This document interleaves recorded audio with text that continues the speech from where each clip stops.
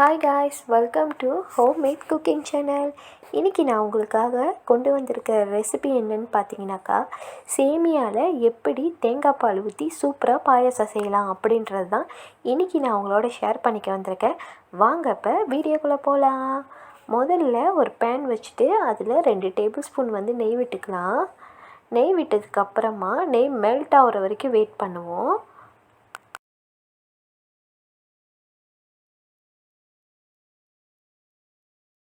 இப்போ பார்த்தீங்கன்னா நெய் நல்லா மெல்ட் ஆயிருச்சு. இப்போ நம்ம cashewnuts அண்ட் ரெய்சினை ஆட் பண்ணிக்கலாம். cashewnuts ரெய்சினை ஆட் பண்ணதுக்கப்புறமா நல்லா மிக்ஸ் பண்ணி விட்டுக்கோங்க. நல்லா மிக்ஸ் பண்ணிவிட்டு பார்த்தீங்கன்னாக்கா முதல்ல ரெய்சின் தான் வெந்துடும். cashewnuts கொஞ்சம் லேட் ஆகும். ஸோ ரெய்சின் வெந்ததுக்கப்புறமா நம்ம ரெய்சினை வெளியே எடுத்துடலாம். இதோ இப்போ பாருங்கள், ரெய்சின் கலர்லாம் ஒரு அளவுக்கு நல்லா மாறிடுச்சு. ஆனால் cashewnuts அந்த அளவுக்கு இன்னும் மாறல பாருங்கள் கலரு. இப்போ நம்ம ரெய்சினை வெளியே எடுத்துக்கலாம். ரெய்சின் வெளியே எடுத்ததுக்கு அப்புறமா இன்னும் ஒரு 2 மினிட்ஸ் நம்ம cashewnutsஸை ரோஸ்ட் பண்ணாலே போதும். அது நல்லா கலர் மாறிடும். இப்போ பாருங்கள், cashewnutsஸும் கலர் மாறிடுச்சு. நான் எடுத்துக்கிட்டு இருக்கேன்.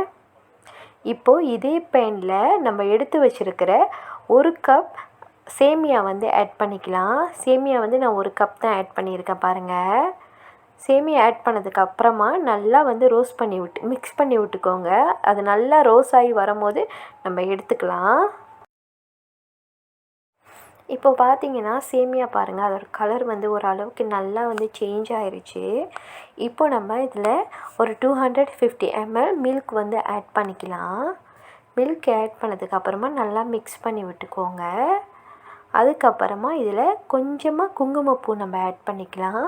குங்குமப்பூ ஆப்ஷனல் தான். உங்களுக்கு வேணும்னா நீங்கள் ஆட் பண்ணிக்கோங்க, இல்லைன்னா பரவாயில்ல. இப்போது நல்லா மிக்ஸ் பண்ணி விட்டுக்கோங்க.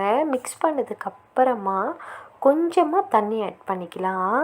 ஏன்னா அந்த சேமியா நல்லா வேகணும் இல்லையா? ஸோ அதனால் நம்ம தண்ணி ஆட் பண்ணிக்குவோம். தண்ணி பார்த்திங்கன்னா இந்த ஒரு 250 ml கப்பு அதில் நான் 100 ml தான் தண்ணி ஆட் பண்ணியிருக்கேன். ஸோ தண்ணி ஆட் பண்ணதுக்கப்புறமா நல்லா மிக்ஸ் பண்ணி விட்டுக்கலாம். அடுத்ததாக ஒரு பிஞ்ச் போதும். கொஞ்சமான உப்பு தான் ஆட் பண்ணணும். ஆட் பண்ணிவிட்டு அதையும் நல்லா மிக்ஸ் பண்ணி விட்டுக்கோங்க. இப்போ கொஞ்ச நேரம் நம்ம கொதிக்கிற வரைக்கும் வெயிட் பண்ணலாம். இப்போ பார்த்தீங்கன்னாக்கா நல்லா கொதிச்சிருச்சு பாருங்கள். ஸோ இப்போ நம்ம அடுப்பை கொஞ்ச நேரம் ஸ்லோ பண்ணி வச்சுக்கலாம். ஸ்லோ பண்ணிவிட்டு நம்ம இதை மூடி வைப்போம். அந்த சேமியா நல்லா வேகணும், அதனால தான். ஸோ இப்போ பார்த்தீங்கன்னாக்கா நல்லா பால் கொதிச்சிருச்சு. சேமியாவும் வெந்திருக்கும் கண்டிப்பாக. நான் எடுத்து காட்டுறேன் பாருங்கள் உங்ககிட்ட. இப்போ பார்த்தீங்கன்னா சேமியா நல்லா வந்துருச்சு. இப்போ நம்ம சுகர் ஆட் பண்ணிக்கலாம். 1 கப்பு சுகர் ஆட் பண்ணிவிட்டு நல்லா மிக்ஸ் பண்ணி விட்டுக்கலாம். ஏன்னா அந்த சுகர் கரையணும் இல்லையா? ஸோ நல்லா மிக்ஸ் பண்ணி விட்டுக்கலாம். இப்போது நம்ம லாஸ்ட்டாக 1 கப்பு தேங்காய் பால் ஆட் பண்ணிக்கலாம். தேங்காய் பால் லாஸ்ட்டாக தான் ஆட் பண்ணணும். திக்கான ஒரு தேங்காய் பால் எடுத்துக்கோங்க. பால் சொல்லுவாங்க இல்லையா? அது நம்ம எடுத்துக்கணும். தேங்காய் பால் ஆட் பண்ணிவிட்டு கொஞ்சம் மிக்ஸ் பண்ணி விட்டுட்டு பாயில் பண்ண விட்டுக்கோங்க. உங்களுக்கு பாயில் முடிஞ்சாக்கா உங்களுக்கு ஒரு தடவை கொதிக்கும் இல்லையா? ஸோ அந்தமாரி கொதித்தா கூட ஓகே தான்.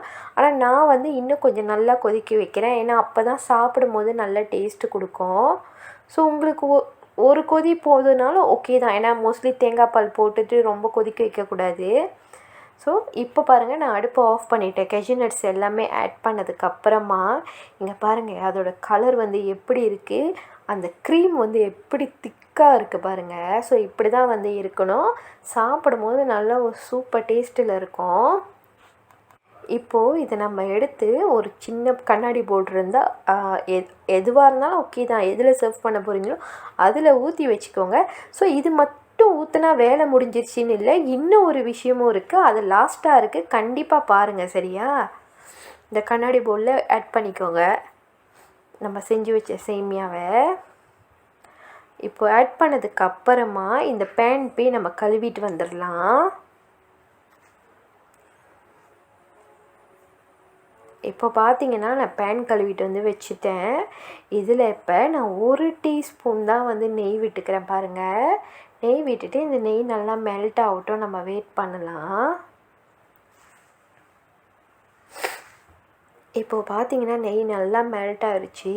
இப்போது இதில் நான் என்ன ஆட் பண்ண போகிறேன்னு சொன்னீங்கன்னா பார்த்தீங்கன்னா சின்ன சின்னதாக வெட்டியிருக்கேன் பாருங்கள் கேஷ்யூநட்ஸு. இதை தான் முதல்ல ஆட் பண்ண போகிறேன். கொஞ்சம் பெரிய கேஷ்யூநட்ஸும் அதில் இருக்குது. இதை நம்ம சீசர் வச்சு வெட்டி விட்டுக்கலாம்.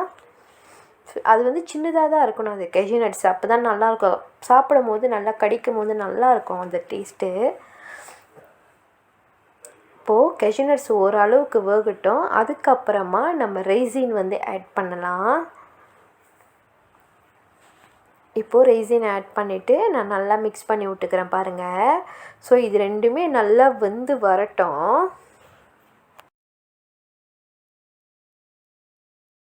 இப்போ பார்த்தீங்கன்னா இது ரெண்டுமே நல்லா வெந்துருச்சு. இதை நம்ம எடுத்து அந்த பாயாசம் மேலே இதை ஆட் பண்ணிக்கலாம். எவ்வளோ கலர்ஃபுல்லாக சூப்பராக இருக்குது பாருங்கள். இதெல்லாம் கொஞ்ச நேரத்தில் வித்தின் ஒரு 1/2 ஹவரில் நம்ம செஞ்சிடலாம். சூப்பரான ஒரு டிசர்ட் இதெல்லாம். பாருங்கள் எவ்வளோ க்ரீமாக இருக்குது, எவ்வளோ வந்து நெய், அந்த கேஷ்யூநட்ஸும் அந்த ரேசினும் எப்படி வந்திருக்கு. அந்த சேமியா பாருங்கள் எவ்வளோ சூப்பராக இருக்குது. நீங்களும் இதை ட்ரை பண்ணி பாருங்கள். ட்ரை பண்ணி பார்த்துட்டு எனக்கு கமெண்ட் பண்ணுங்கள். நார்மலாகவே நம்ம வீட்டில் எல்லார் வீட்லேயுமே பாயாசம் செய்வோம் தான், இல்லைன்னு இல்லை. பட் நீங்கள் தேங்காய் பாலில் செய்வீங்களான்னு எனக்கு தெரியாது. அப்படி நீங்கள் செஞ்சதில்லை அப்படின்னாக்கா ட்ரை பண்ணி பாருங்கள். ட்ரை பண்ணி பார்த்துட்டு எப்படி இருக்குன்னு சொல்லி எனக்கு கமெண்ட் பண்ணுங்கள். நாளைக்கு மறுபடியும் உங்களை ஒரு சூப்பரான வீடியோவில் சந்திக்கிறேன். அது வரைக்கும் உங்கள் homemade cooking channel. Bye bye and take care.